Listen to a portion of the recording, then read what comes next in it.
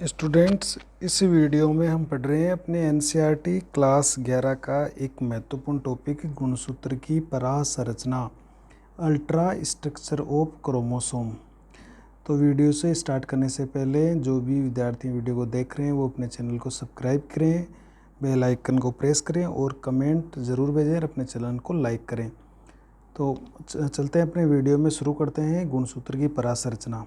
तो देखिए, एक अपने अभी तक ये पढ़े थे कि जो अंतरावस्था होती है उस अंतरावस्था में गुणसूत्र क्रोमेटिन जाल के रूप में, या जिनको हमने क्रोमेटिन फाइबर कहा था, उसके रूप में रहते हैं। और इन्हीं क्रोमेटिन जाल के जो संघनन होता है तो इनसे हमारे गुणसूत्र निर्मित होते हैं। तो बात ही आती है कि ये क्रोमेटिन जाल फाइबर्स क्या होते हैं या किससे बने होते हैं। तो यहाँ हम कह देते हैं कि जो क्रोमेटिन जाल होता है या फाइबर होती है उसकी संरचना से ही हमारे गुणसूत्र बने होते हैं।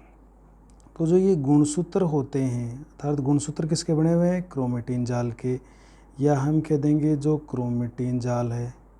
क्रोमेटिन जाल से कौन बनते हैं? गुणसूत्र। गुणसूत्र किसके बने होते हैं? क्रोमेटिन फाइबर या जाल के। तो ये जो इसमें ऐसी कौन सी इकाई है जो इस क्रोमेटिन फाइबर का निर्माण करती है?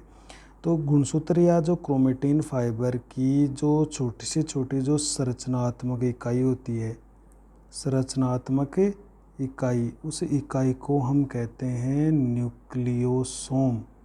क्या कहेंगे? न्यूक्लियोसोम। ये इम्पोर्टेंट है।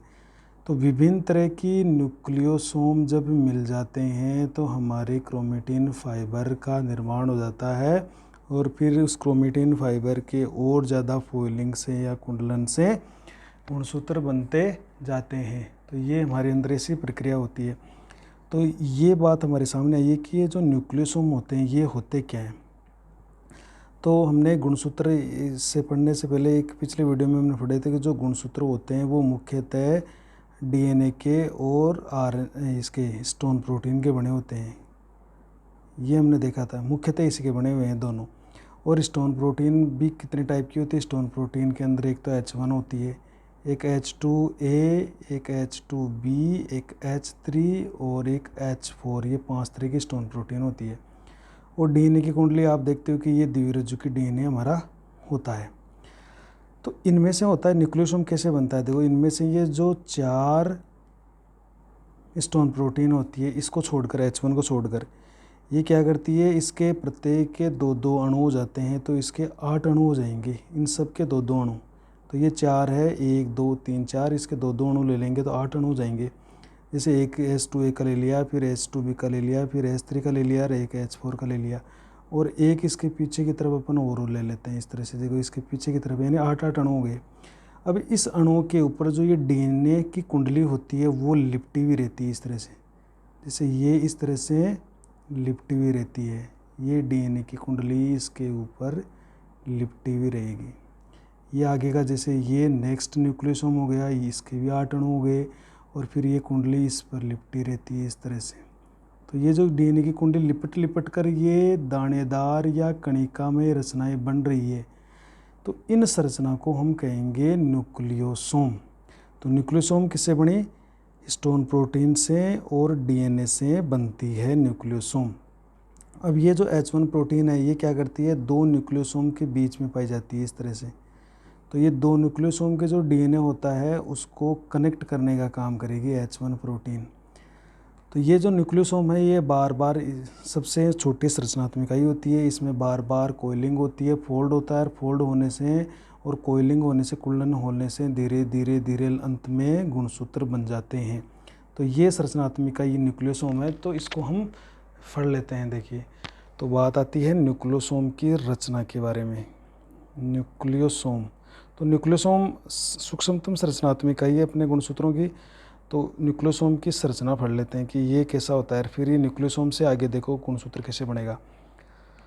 तो इसकी जो परासंरचना है, न्यूक्लियोसोम की जो रचना है, जो ये मतलब परासंरचना में, हम गुणसूत्र के परासंरचना में क्या पढ़ते हैं, अपन न्यूक्लियोसोम मॉडल पढ़ते हैं। यानी गुणसूत्र की जो परासंरचना होती है, परासंरचना, उसमें हम क्या पढ़ते हैं, हम न्यूक्लियोसोम का मॉडल पढ़ते हैं।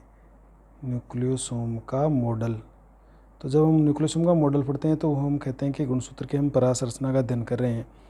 तो ये जो मॉडल था न्यूक्लियोसोम का मॉडल, ये 2 साइंटिस्ट हुए थे, कॉर्नबर्ग व थॉमस। ये 2 साइंटिस्ट हुए थे, कॉर्नबर्ग व थॉमस। इस थॉमस ने ये मॉडल दिया था। ये जो न्यूक्लियोसोम मॉडल है, गुणसूत्र की परासंरचना को समझाने वाला, ये मॉडल कॉर्नबर्ग व थॉमस के द्वारा दिया गया था। लेकिन जो ये न्यूक्लियोसोम नाम है, ये मॉडल तो उन्होंने दे दिया, लेकिन इस जो संरचना का न्यूक्लियोसोम नाम दिया गया, ये जो न्यूक्लियोसोम नाम है, ये एक साइंटिस्ट हुए थे आउडेट व उनके कुछ साथी थे, उन साथियों ने दिया था। तो न्यूक्लियोसोम नाम किसने दिया? आउडेट और साथियों ने। और न्यूक्लियोसोम का ये जो मॉडल दिया, ये कॉर्नबर्ग और थॉमस ने दिया था। इन्होंने क्या कहा, कॉर्नबर्ग और थॉमस ने, देखो ये मणिकामय या कणिकामय संरचना दिख रही है, तो इन्होंने ये कहा था इन दोनों ने कि ये जो गुणसूत्र है बारंबार कणिका में इकाइयों से बना होता है, इकाइयों से बना होता है। तो ये बार बार देखो ये इकाइयाँ आ रही है। तो ये जो डीएनए और स्टोन से ये जो कण जैसी मोती के समान ये कण जैसी संरचना दिख रही है, इसको एक न्यूक्लियोसोम कहेंगे। तो इस तरह से बहुत सारे न्यूक्लियोसोम बनते हैं और उनके कारण से ही हमारा गुणसूत्र निर्मित होता है। तो ये जो न्यूक्लियोसोम होते हैं, इसका एक नाम और है, इस न्यूक्लियोसोम को न्यूक्लाई या न्यू बॉडी भी कहते हैं, न्यू बॉडी भी कहते हैं। इसका एक नाम और है न्यूक्लाई या न्यू बॉडी। तो ये जो न्यूक्लियोसोम है, ये बनता कैसे, देखो न्यूक्लियोसोम की रचना कैसे हुई। तो इसमें एक तो जो आप 8 प्रोटीन वाला हिस्टोन प्रोटीन वाली संरचना देख रहे हैं, उसको हम कहते हैं कोर प्रोटीन। क्या कहते हैं? Core protein. एक तो कोर प्रोटीन से बना होगा, एक ये बना रहेगा डीएनए हेलिक्स से, डीएनए रज्जुक से, हेलिक्स से। अब डीएनए तो कैसा होता है? ऋणावेशित कण होता है। और जो ये स्टोन प्रोटीन होगी, कोर प्रोटीन, इसमें क्या होगा? स्टोन का ऑक्टामर होगा, स्टोन का अष्टक, स्टोन का अष्टक होगा। ये इसको हम कहेंगे ऑक्टामर ऑफ हिस्टोन प्रोटीन। तो हिस्टोन तो क्या होती है? धनावेशित होती है। और डीएनए हेलिक्स क्या होता है? ऋणावेशित। तो धन और ऋण के बीच में आकर्षण बल होता है। अब इस ऑक्टामर में कौन कौन होते हैं? इसमें 2 अणु होते हैं, H2A का, H2B का, H3 का व H4 का। ये याद रखिएगा। तो इसमें प्रत्येक के अंदर 8 अणु होते हैं, जिसमें इस तरह से 8 अणु होते हैं। ये 2 अणु, H2A के, H2B के 2 अणु, H3 के 2 अणु और H4 के। ध्यान रखिएगा H1 नहीं है यहाँ पर। और जो डीएनए हेलिक्स होती है, जो इनके ऊपर लिपटी हुई रहेगी, इसके ऊपर, उसमें 146 क्षारक युग्म होते हैं। या अभी जो एनसीईआरटी की बुक आ रही है, उसमें ये बताया गया है कि 200 क्षारक युग्म होते हैं। ये एनसीईआरटी बुक के अनुसार होता है। पहले की किताबों में 146 बताए गए थे, लेकिन अभी एनसीईआरटी की किताबों में बताया गया है कि इस जो कुंडली लिपटी रहती है, उसमें 200 क्षारक युग्म पाए जाते हैं। अब देखिए ये बनता कैसे है। तो ये जो स्टोन अष्टक है, ये 8 इस तरह के स्टोन प्रोटीन से बना हुआ है, जैसे ये है। और इनके ऊपर, इसके पीछे की तरफ दो और, यहाँ पर 2 है और यहाँ पर भी 2 और है। तो ये 8 प्रोटीन होगी, 4 नीचे 4 ऊपर। इनके ऊपर जो ये जो अष्टक बन गया, ये 4 अणु नीचे 4 अणु ऊपर, तो ये अष्टक बन गया, ये स्टोन का अष्टक है। इसके ऊपर डीएनए की जो कुंडली होती है, वो डीएनए की कुंडली इस तरह से लिपटी हुई होती है इसके ऊपर। जैसे ये डीएनए की कुंडली है, इस तरह से इसके ऊपर लिपटी हुई रहती है। अभी जब ये लिपटती है ना, तो इसके 2 कुंडलन पूरे नहीं होते हैं। इसके 2 कुंडलन पूरे नहीं होंगे, मतलब ये यहाँ से शुरू होने वाली है। एक कुंडलन तो ऐसे आ गया, फिर ये नीचे से जाएगा और वापस कुंडलन आते ही यहाँ से ये हट जाएगा, यानी 2 कुंडलन इसके पूरे नहीं होंगे इस तरह से। फिर ये नेक्स्ट जो अष्टक होगा उसके अंदर पास में जाएगी ये कुंडली, और इसमें भी 8 अणु होंगे, और यहाँ पर बीच के अंदर पाई जाती है H1 स्टोन प्रोटीन, जो इन दोनों न्यूक्लियोसोम के बीच का जो डीएनए होता है उसको जोड़ने का काम करती है। फिर ये कुंडली इसके ऊपर लिपट कर इस तरह से कुंडलन बना के फिर यहाँ से बाहर निकल जाती है। फिर नेक्स्ट न्यूक्लियोसोम आ जाएगा। तो इस तरह से स्टोन के 8 अणु और डीएनए की उस पर कुंडली लिपट कर जो ये संरचना बनी है, इस संरचना को हम कह रहे हैं न्यूक्लियोसोम। क्या कह रहे हैं इसको? न्यूक्लियोसोम।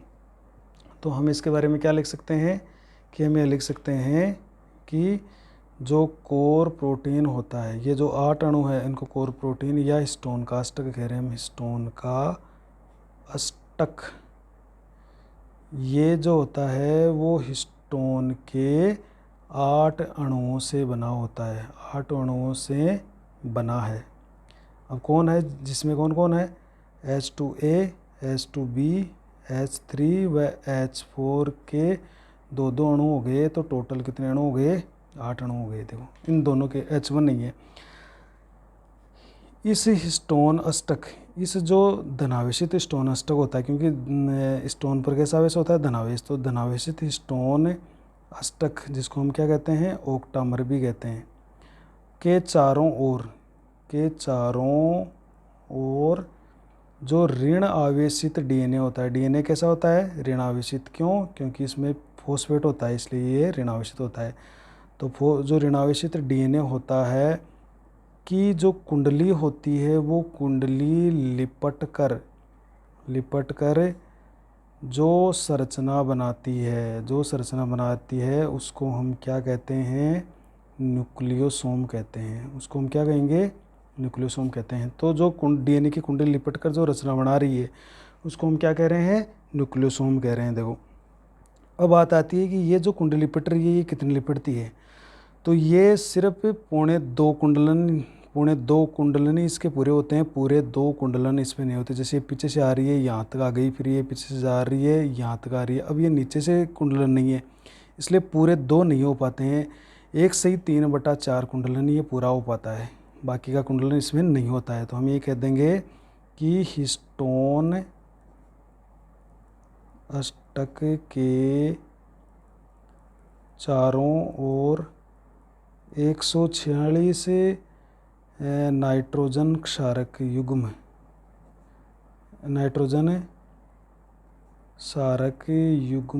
से बनी। अब यहाँ एक स्टोन के चारों 146 नाइट्रोजन क्षारक युग्मों से बनी, और एनसीईआरटी के अनुसार 200 क्षारक युग्म। ये कौन कह रहा है? एनसीईआरटी की जो बुक्स है वो 200 क्षारक युग्म को मानती है इसके चारों ओर। तो इसके चारों ओर 146 नाइट्रोजन क्षारक युग्मों से बनी डीएनए की कुंडली लिपट कर 1 से ही 3/4 का मतलब हो गया 2.25 कुंडलन ही हुए इसके अंदर, पूरे नहीं हुए, 2.25 कुंडलन ही हुए। 1 से ही 3/4, थोड़ा सा रह गया 25%। तो डीएनए की कुंडली लिपट कर 1 से ही 3/4 कुंडली ही बना पाती है, यानी पूरे 2 कुंडलन नहीं होते हैं, पूरे 2 कुंडलन नहीं होते हैं, पूरी तरह से 2 नहीं होंगे, जहाँ से शुरू हो वहाँ तक 2 कुंडलन पूरे नहीं होंगे। और जब ये 1 से ही 3/4 कुंडली लिपट जाती है तो एक न्यूक्लियोसोम का निर्माण हो जाता है। तो आपको ये ध्यान रखना है, जहाँ से ये कुंडलन शुरू हुआ, जहाँ से ये निकला है डीएनए, तो इस लिपटे हुए डीएनए में 146 नाइट्रोजनिक क्षारक युग्म है, और एनसीईआरटी के अनुसार 200 क्षारक युग्म होते हैं। तो ये कुंडली ने 1 से 3/4 का कुंडली ने यहाँ पर बना लिया है, और एक न्यूक्लियोसोम का निर्माण हमने कर लिया है। अब 2, ये जो आप देख रहे हैं ऊपर की तरफ जो 2 न्यूक्लियोसोम होते हैं, इनके डीएनए को, ये डीएनए यहाँ कर निकल गया। अब इस दोनों डीएनए को यहाँ जोड़ने के लिए एक हिस्टोन प्रोटीन काम में आती है जिसका नाम है H1 प्रोटीन। जो कि सबसे ज़्यादा आणविक भार वाली प्रोटीन होती है, जो दोनों कोर के जो डीएनए होते हैं उन डीएनए को लिंक करती है, मतलब जोड़ती है।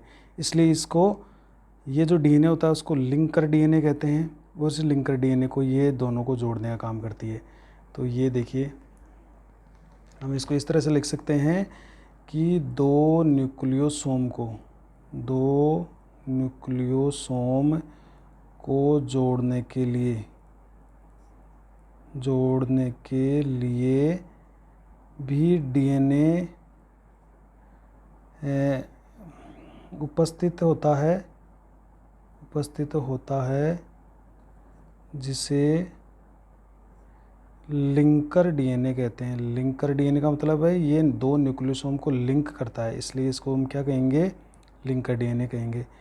जो 10 से 80 क्षारक युग्म का बना हो सकता है। इसमें 10 से 80 क्षारक युग्म हो सकते हैं, से बना हो सकता है, और ये अलग अलग जातियों में अलग अलग टाइप का होता है। 10 से लेकर 80 तरह के इसमें ये जो नाइट्रोजन क्षारक युग्म है वो पाए जा सकते हैं इस कुंडली के अंदर।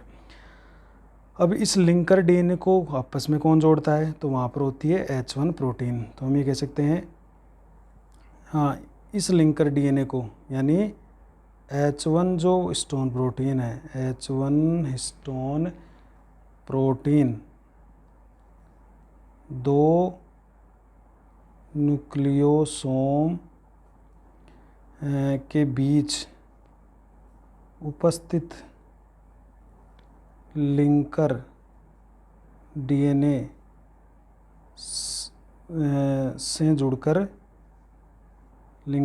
से जुड़कर, क्योंकि जब डीएनए आपस में जुड़ेंगे तो प्रतिकर्षण करेंगे, तो यहाँ पर बीच में एक H1 प्रोटीन होता है जो दोनों तरफ इसको, ये धनावेशित है और ये दोनों ऋणावेशित है, तो दोनों तरफ इसको जोड़ने का काम कर लेगी। तो दो न्यूक्लियोसोम के बीच उपस्थित लिंकर डीएनए से जुड़कर दो न्यूक्लियोसोम को आपस में जोड़ने का काम करती है, आपस में जोड़ने में सहायता करती है। तो इस तरह से ये H1 प्रोटीन है वो दोनों लिंकर डीएनए को जोड़ रही है। तो ये हमारी होगी लिंकर डीएनए जो कि H1 प्रोटीन से जुड़ा हुआ है। तो अगर आप इसको और भी अगर सरल भाषा में समझें तो हम इस तरह से समझ सकते हैं कि मान लीजिए ये हमारा स्टोन अष्टक है, ये स्टोन अष्टक हो गए जैसे ये, और इनके चारों ओर हम इस तरह से डीएनए को लिपट देते हैं। ये डीएनए की कुंडली लिपट गई और ये पीछे से आ रही है इसके, और इस यहाँ से आती है ये बाहर निकल जाती है, यानी पूरे दो कुंडलन पूरे नहीं हुए हैं। और ये फिर यहाँ से वापस इस डीएनए के अंदर जा रही है, तो यहाँ पर दो इसके 1 से 3/4 कुंडलन हो रहा है, और फिर ये यहाँ से निकल कर इस तरह से जा रही है। फिर नेक्स्ट न्यूक्लियोसोम बना रही है, ये भी इसके ऊपर 1 से 3/4 कुंडलन हो रहा है, और फिर ये यहाँ से निकल कर नेक्स्ट न्यूक्लियोसोम बना रही है। इस तरह से ये न्यूक्लियोसोम बनते रहते हैं, ये न्यूक्लियोसोम बनते रहे। देखो अब इनके बीच में ये जो स्टोन प्रोटीन पाई जा रही है ये होती है हमारी H1। तो ये एक न्यूक्लियोसोम हो गया, ये पहला न्यूक्लियोसोम है, दूसरा न्यूक्लियोसोम, तीसरा न्यूक्लियोसोम, चौथा न्यूक्लियोसोम। तो दो न्यूक्लियोसोम को आपस में कनेक्ट कौन कर रही है, H1 प्रोटीन कर रही है। और ये जो डीएनए है, इस डीएनए को हम कहते हैं लिंकर डीएनए। क्या कहेंगे, लिंकर डीएनए। तो इसमें लगभग 10 से 80 नाइट्रोजन क्षारक युग्म हो सकते हैं, और जो इसके ऊपर लिपटा हुआ उसमें 146 और एनसीईआरटी के अनुसार 200 क्षारक युग्म हो सकते हैं। तो ये जैसे बहुत सारे न्यूक्लियोसोम हो गए, इस तरह से न्यूक्लियोसोम डीएनए की कुंडली स्टोन अष्टक पर लिपट कर न्यूक्लियोसोम का निर्माण करती रहती है। और ये जो ये हमारा होता है स्टोन का अष्टक। ये कौन होता है, स्टोन का अष्टक होता है, जिसमें H2A, H2B, H3 और H4 प्रत्येक के 2 अणु होते हैं, सभी के 8 अणु होते हैं। तो इस तरह से ये हमारा, तो हम इसको एक को क्या कह देंगे, न्यूक्लियोसोम कह देंगे। अब देखिएगा, अब ये जो न्यूक्लियोसोम है ये देखो इस तरह से वापस से कुंडलित होता है, और कुंडलित होकर जब ये बहुत ज़्यादा कुंडलित हो जाता है तो 6 न्यूक्लियोसोम एक जगह संरचना बना लेते हैं। जैसे ये कुंडलित होकर 6 न्यूक्लियोसोम की इस तरह से रचना बन जाती है। जैसे ये 6 न्यूक्लियोसोम बन गए, ये कुंडलित होकर 6 न्यूक्लियोसोम बन गए, ये कुंडलित होकर 6 न्यूक्लियोसोम एक जगह बन गए। तो जब इस तरह की रचनाएं बन जाती है, ये जो डीएनए इसके ऊपर लिपटा हुआ है, ये डीएनए जो लिपटा हुआ है इस तरह से, और जब ये इस तरह की रचना बन जाती है, यानी 6 न्यूक्लियोसोम ये बार बार कुंडलित होता रहता है, और कुंडल होने से 6 न्यूक्लियोसोम एक जगह हो जाते हैं। तो हम कहेंगे कि जब 6 न्यूक्लियोसोम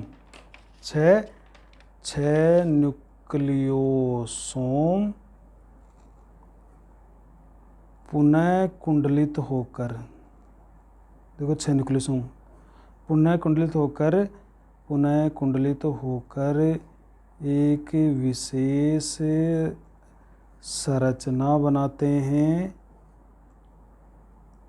बनाते हैं जिसे सोलेनोइड कहते हैं। याद रखिएगा, जिसे सोलेनोइड संरचना कहते हैं। सोलेनोइड संरचना कहते हैं। मतलब एक सोलेनोइड का निर्माण 6 न्यूक्लियोसोम करते हैं। कितने न्यूक्लियोसोम करते हैं? 6 न्यूक्लियोसोम। तो दो सोलेनोइड हो जाते हैं तो 12 न्यूक्लियोसोम हो जाते हैं। तो एक जब ये बार बार कुंडलित होते हैं वापस, तो 6 न्यूक्लियोसोम मिलकर और ही बड़ी व्यास की रचना बनाते हैं जिसको सोलेनोइड स्ट्रक्चर कहते हैं। ये जो सोलेनोइड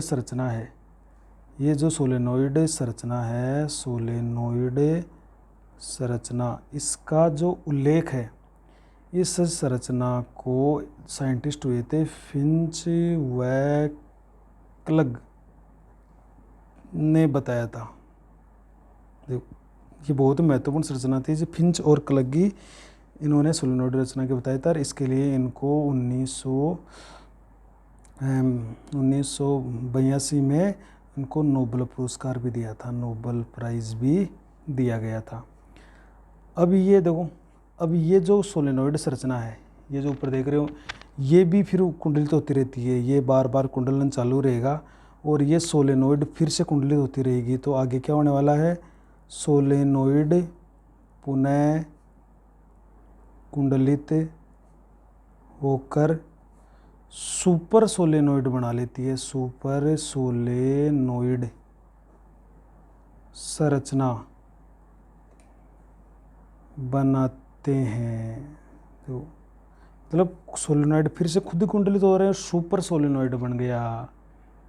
और फिर ये सुपर जो सोलेनोइड है इसमें भी कोइलिंग और फोल्डिंग होती रहती है। ये जो सुपर सोलेनोइड है फिर क्या होता है? ये जो सुपर सोलेनोइड है पुनः मतलब कुंडलन, इसमें पुनः कुंडलन व जिसको अपन कहते हैं फोल्डिंग, क्या कहेंगे? फोल्डिंग। मतलब कुंडलन को तो कहेंगे कोइलिंग, कुंडलन को क्या कह देंगे? कोइलिंग। पुनः कुंडलन व फोल्डिंग होकर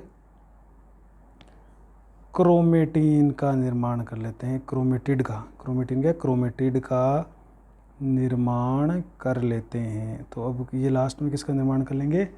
क्रोमेटिड का निर्माण कर लेंगे। देखो ये फिर से कुंडल होते रहेंगे, क्रोमेटिड का निर्माण कर लेंगे। और अंत में क्या होगा? जब 2 क्रोमेटिड मिल जाएंगे, अंत में 2 क्रोमेटिड जब बन जाएंगे तो गुणसूत्र बन जाएगा। 2 क्रोमेटिड मिलकर गुणसूत्र बना लेते हैं। ये देखो गुणसूत्र बन गया। तो इस तरह से लास्ट में जाकर गुणसूत्र बनाए। तो हुआ क्या कि देखो ये था हमारा, एक तरफ हमारा डीएनए था, मतलब ये डीएनए था। इस डीएनए की जो कुंडली थी वो डीएनए प्लस हिस्टोन ने मिलकर इन दोनों ने मिलकर क्या बना लिए? दोनों ने मिलकर बनाया न्यूक्लियोसोम।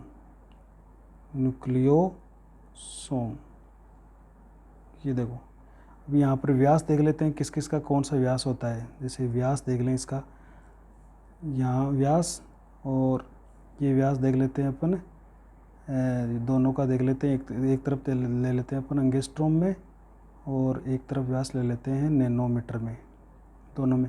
तो डीएनए का व्यास हम जानते हैं कि 20 एंगस्ट्रॉम होता है, 20 एंगस्ट्रॉम। जब ये डीएनए और स्टोन न्यूक्लियोसोम बना लेते हैं डीएनए इसके ऊपर लिपट कर इस तरह से, तो इससे भी एक बड़ी व्यास की संरचना बनती है जो लगभग 100 एंगस्ट्रॉम की रचना बनती है, जिसको अपन 10 नैनोमीटर की स्ट्रक्चर कहते हैं। क्योंकि नैनोमीटर थोड़ा बड़ा होता है इसलिए इसको 10 नैनोमीटर या 100 एंगस्ट्रॉम की संरचना बोलेंगे। ये जो न्यूक्लियोसोम होते हैं, ये न्यूक्लियोसोम फिर से कुंडलित होते रहते हैं, फिर से कुंडलित होते रहते हैं और बन जाती है सोलेनोइड संरचना। सोलेनोइड संरचना बन जाती है। देखो ये क्रम से बन रही है। और ये सोलेनोइड संरचना में क्या होती है, 6 न्यूक्लियोसोम एक जगह हो जाते हैं।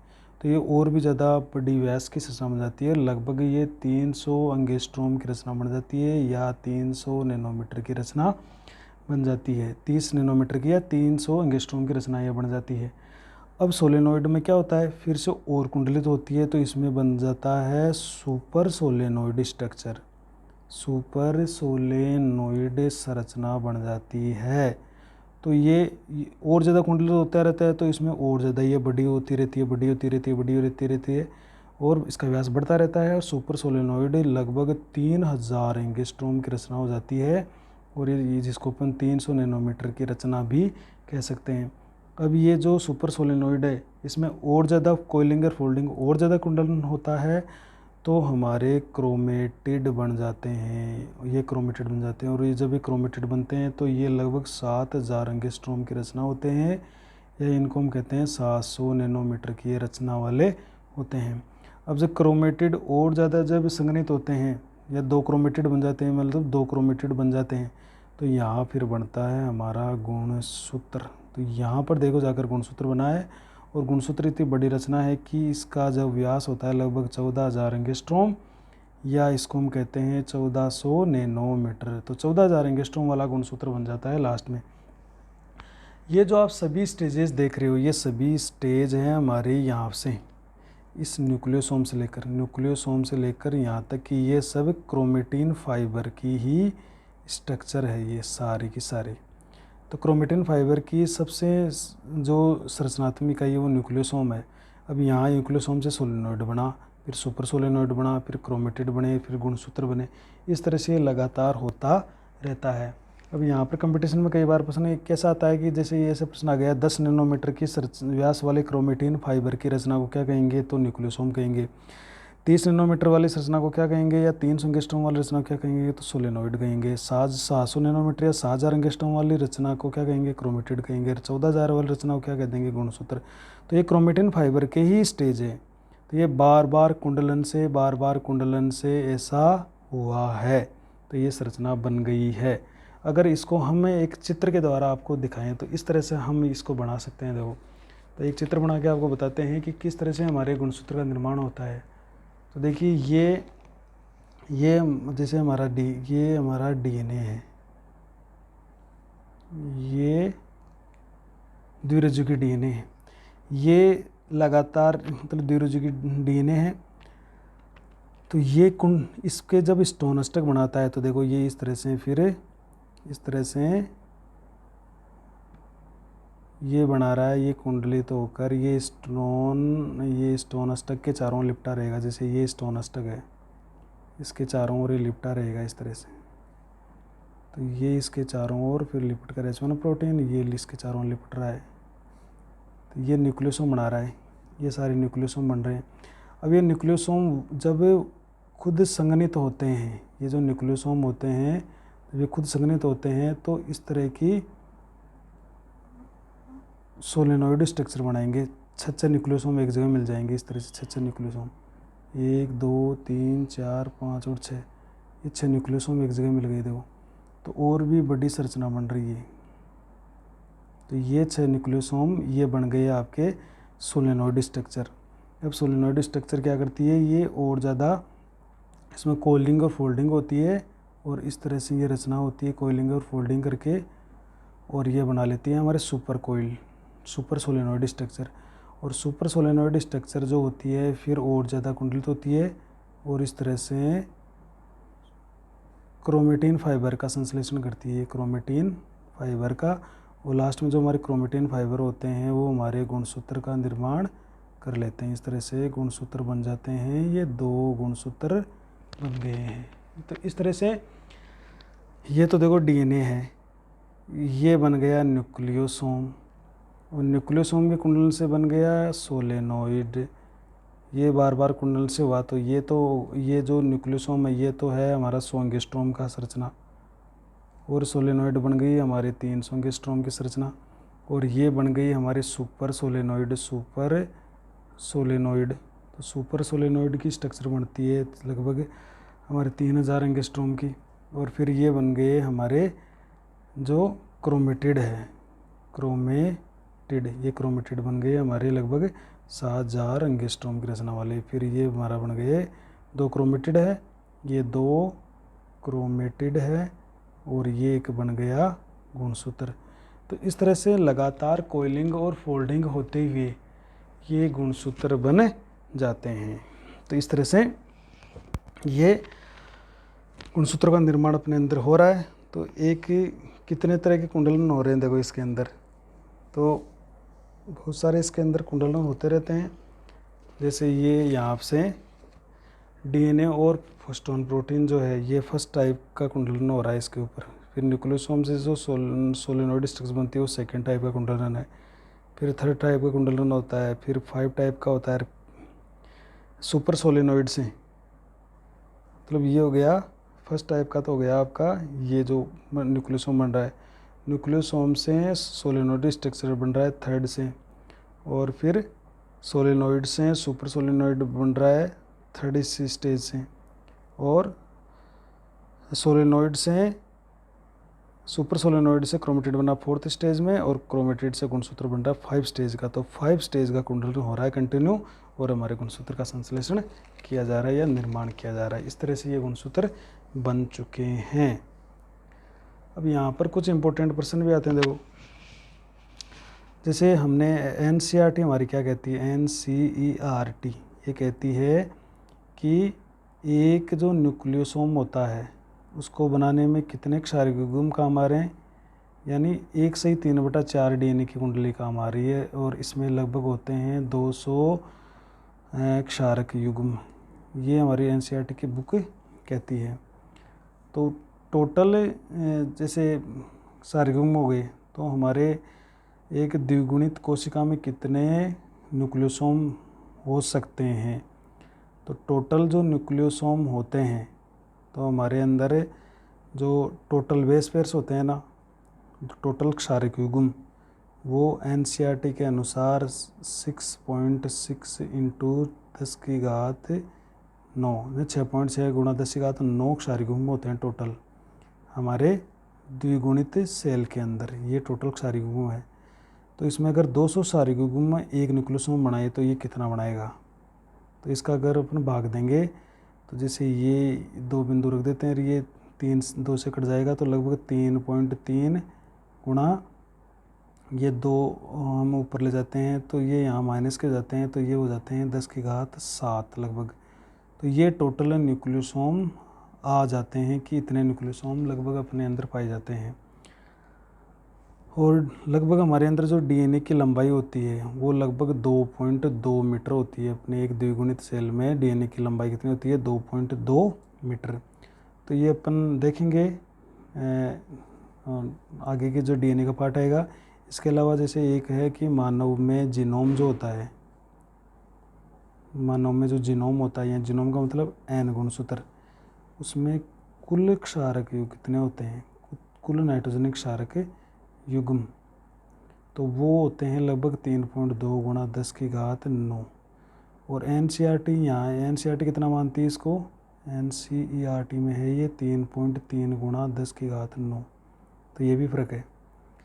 तो अगर ये तो जीनोम में है एन है, तो अगर एक द्विगुणित स्थिति में लें, द्विगुणित स्थिति के अंदर एक कोशिका है जो 2n है द्विगुणित स्थिति में, तो द्विगुणित 2n स्थिति में कुल क्षारक कितने हो जाएंगे, कुल क्षारक युग्म हो जाते हैं, ये इनको डबल कर देंगे तो ये हो जाते हैं 6.4 × 10⁹ और एनसीईआरटी के अनुसार एनसीईआरटी के अनुसार हो जाते हैं ये 6.6 गुणा 10 की घात 9।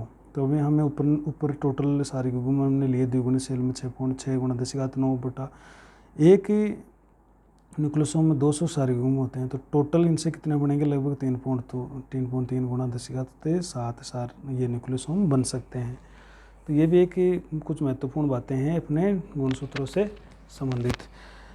जिन विद्यार्थियों ने अभी तक अपने चैनल को सब्सक्राइब नहीं किया वो सब्सक्राइब करें और बेल आइकन को ज़रूर प्रेस करें। अभी तक 80% लोगों ने अपने चैनल को सब्सक्राइब नहीं किया है, तो सब्सक्राइब भी करें। तो इससे क्या होता है कि हमारे को भी मोटिवेशन मिलता है और आपको भी मैं बिल्कुल अच्छे किस्म के आपको वीडियो बना के दे रहा हूँ, तो अपने चैनल को ज़रूर सब्सक्राइब करें। 80% लोगों ने अभी तक अपने चैनल को सब्सक्राइब नहीं किया है, 80% है वो नॉन सब्सक्राइब हैं, तो ज़रूर आप अपने चैनल को सब्सक्राइब करें। ये आपका चैनल है और इसमें पूरी तरह से आपको बायोलॉजी को पढ़ाया जाएगा। पूरे वीडियो लंबे समय तक इस पर आपको देखने को मिलते रहेंगे। जय हिंद।